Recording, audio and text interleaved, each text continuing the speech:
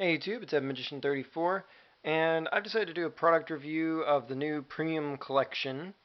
It's really cool. It contains 2 guaranteed promos in every tin. You're going to get a secret rare printing of Hero the Shining, and you're also going to get an alternate art printing of number 34 Terabyte. Terabyte, he's not really that exciting, but I guess the alternate art's kind of interesting. And The Shining is really awesome because he wasn't necessarily that easy to get before. I mean, he was, but he wasn't. So if you couldn't get him before, now you definitely have him, and he does look very good in Secret Rare, which is a nice bonus. Like I say, these 2 cards are guaranteed in every pack. You'll also get, inside the tin, you'll get one kind of like big super pack, I'm not sure what you call it, that's full of random foils from this special premium collection set that contains 9 secret rares and 14 super rares, and you get 4 secrets, and the rest of the pack is all super rare. The 4 secrets, by the way, do not count these 2, so these are just bonuses.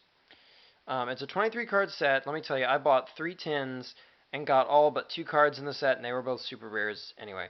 And this set does have some stuff that's cool and worth having. The first one is Scarred Warrior. This guy's actually really cool. He's 5-star synchro that's just generic materials and has 2100 attack. And basically what he's got is once per turn he doesn't die in battle. Oh, and your opponent can't attack other warrior monsters besides him, but that's not really what's important.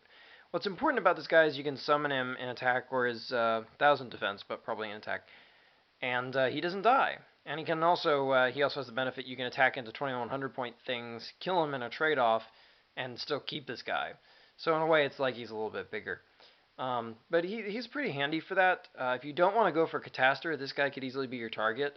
His Earth attribute might just be helpful at some point too, just because it's not light or dark.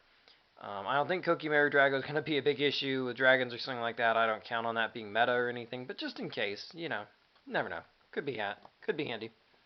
It's always nice to have a monster who's an option in decks when you get all these 4 stars plus Effect Veiler running around. So it's nice to have something you can sync for that doesn't die too easily in battle anyway. Another really cool card in this set is Gravity Warrior. He's a generic material 6-star synchro with 2100 attack and 1000 defense as well. He sounds a lot like Scarred Warrior in a lot of ways.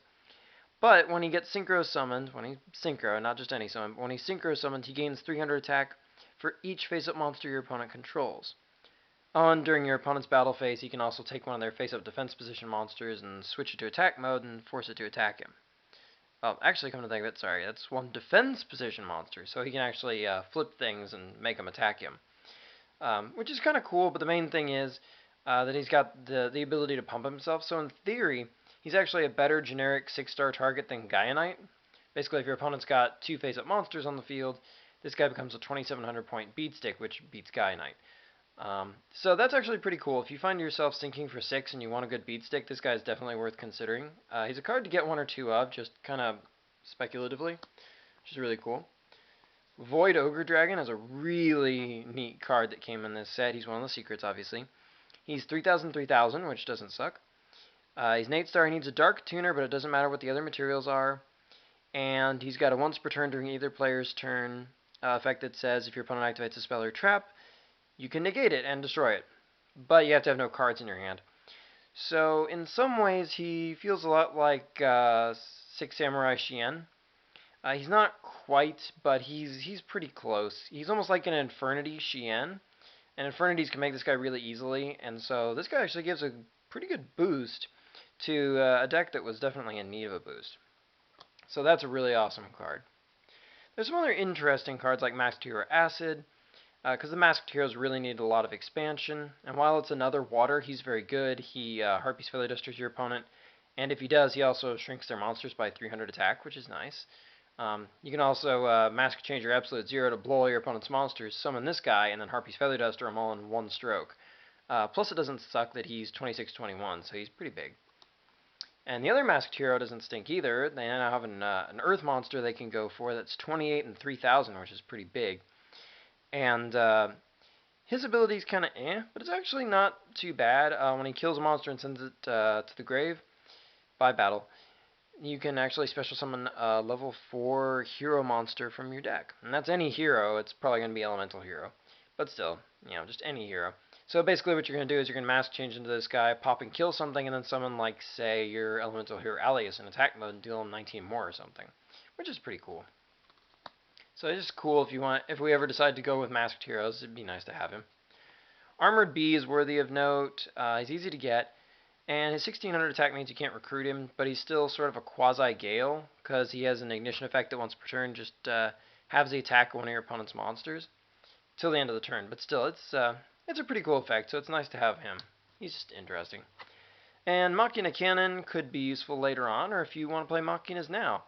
Reason being, he replaces Machina Force because he's an 8-star, and he's a little more playable than Machina Force, obviously, because Machina Force, you pretty much search him with Gear Frame, and then you can pitch him for a Fortress.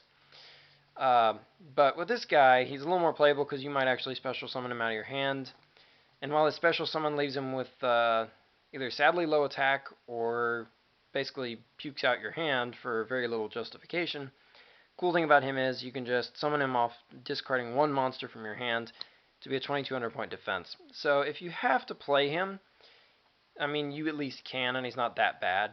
But obviously, most of what you're going to do is you're going to search this guy with your Machina Gear Frame, your one copy, and then you'll pitch him from your hand later to get your Machina Fortress out of the grave, which is cool. And other than that, I mean, there's lots of cool stuff in this set, like just neat stuff.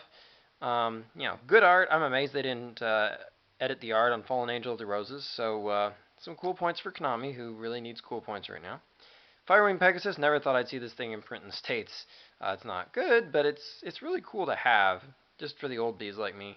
Meteor Bee Dragon and Fiend's Mirror and stuff like that. I mean, there's just neat stuff in this set.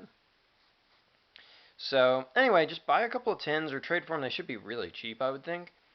And, you know what? It's just going to make the game fun, which is something that Yu-Gi-Oh! Needs a lot right now. So, yeah, I do advise buying this by all means. And until next time, rate, comment, subscribe, and check out my channel for more cool videos.